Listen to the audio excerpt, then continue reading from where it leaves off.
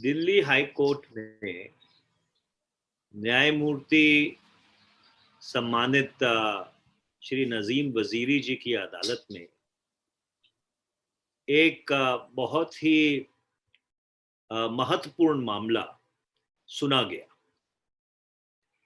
और उस मामले के क्योंकि बहुत दूरगामी परिणाम है,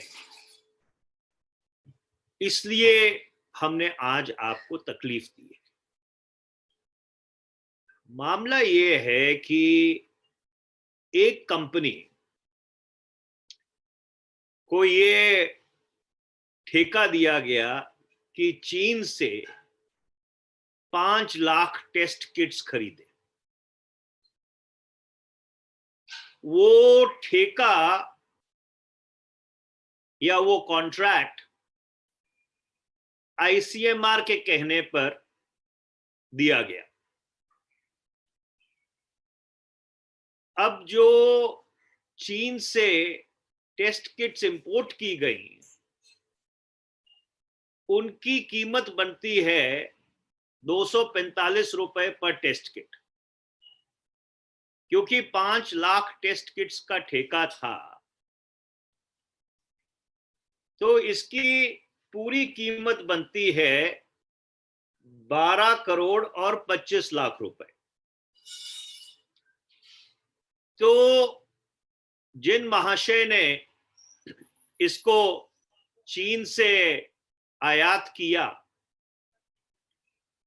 उन्होंने एक दूसरी कंपनी को ये जो 5 लाख टेस्ट किट्स हैं वो 21 करोड़ रुपए की बेची। तो मैं दोबारा से दोहराना चाहता हूं कि आईसीएमआर ने ठेका दिया 5 लाख टेस्ट किट खरीदने का। वो 5 लाख टेस्ट किट चीन से आयात करनी थी, आयात हुई, और एक टेस्ट किट की कीमत लैंडेड कॉस्ट जीएसटी के समेत 245 रुपए पड़ती थी। जिस महाशय ने उसको इंपोर्ट किया, उसने एक और कंपनी को जो बीच में थी, उसको ये 5 लाख टेस्ट किट्स 21 करोड़ रुपए की बेची। तो उसने 7.5 करोड़ रुपया मुनाफा कमाया।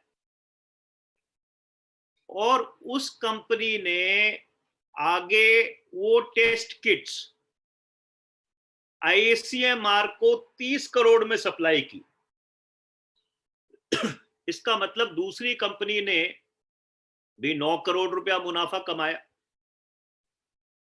तो कुल मिलाकर 30 करोड़ रुपए की ट्रांजैक्शन में से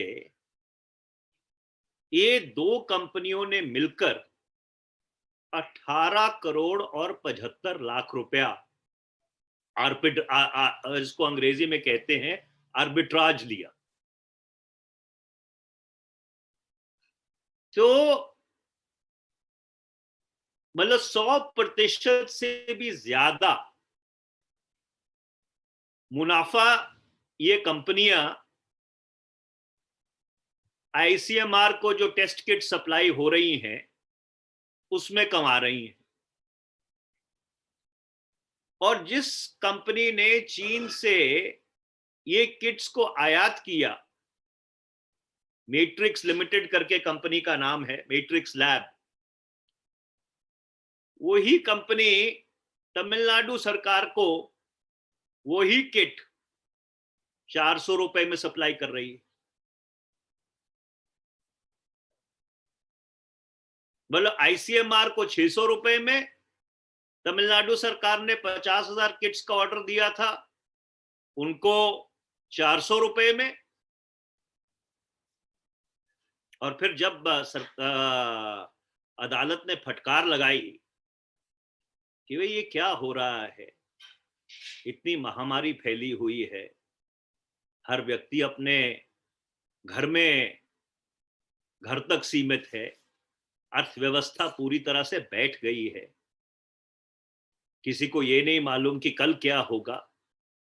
ऐसी परिस्थिति में आप 100% से भी ज्यादा मुनाफा कमा रहे हैं कि 245 रुपए की चीज 600 रुपए में सप्लाई कर रहे हैं।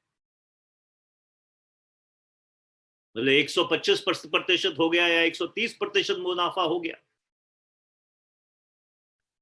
और आईसीएमआर को एक रेट पे सप्लाई कर रहे हैं, तमिलनाडु सरकार को दूसरी रेट पे सप्लाई कर रहे हैं। तो फिर वो महानुभाव कहने लगे कि साहब हम 400 रुपए में सप्लाई कर देते हैं आईसीएमआर को। तो सवाल ये है कि ये क्या हो रहा है कि इस समय ये कालाबाजारी और मुनाफाखोरी, इसको रोकने की जरूरत है, इसके ऊपर तुरंत कार्रवाई करने की जरूरत है। छोटे बच्चे, किसान, नौजवान, महिलाएं अपनी गाड़ी कमाई में से इस बहुत ही विचित्र समय में पीएम केयर्स में पैसा दे रहे हैं, बाकी रिलीफ फंड में पैसा दे रहे हैं। और ये पैसे का इस्तेमाल किस तरह से किया जा रहा है? आप सोचिए कि 18 करोड़ 75 लाख रुपए में कितनी और किट्स प्रोक्योर हो सकती थी।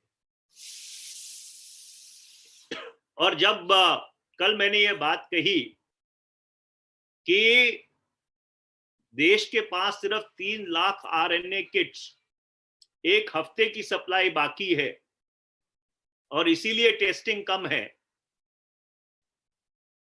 अब ये समझ आ रहा है कि इसकी खरीद में किस तरह से कथाकथित धांधली हो रही है। तो हम सरकार से ये मांग करना चाहते हैं कि इस मामले की तुरंत जांच होनी चाहिए और इस प्राकृतिक आपदा के समय, एपिडेमिक के समय, पैंडेमिक के समय ये जो मुनाफाखोरी हो रही है, इस पे तुरंत रोक लगनी चाहिए। और जितनी इंपोर्ट हुई है पिछले 1 महीने में, जब से लॉकडाउन शुरू हुआ है, उस सारी इंपोर्ट के जो सारे दस्तावेज हैं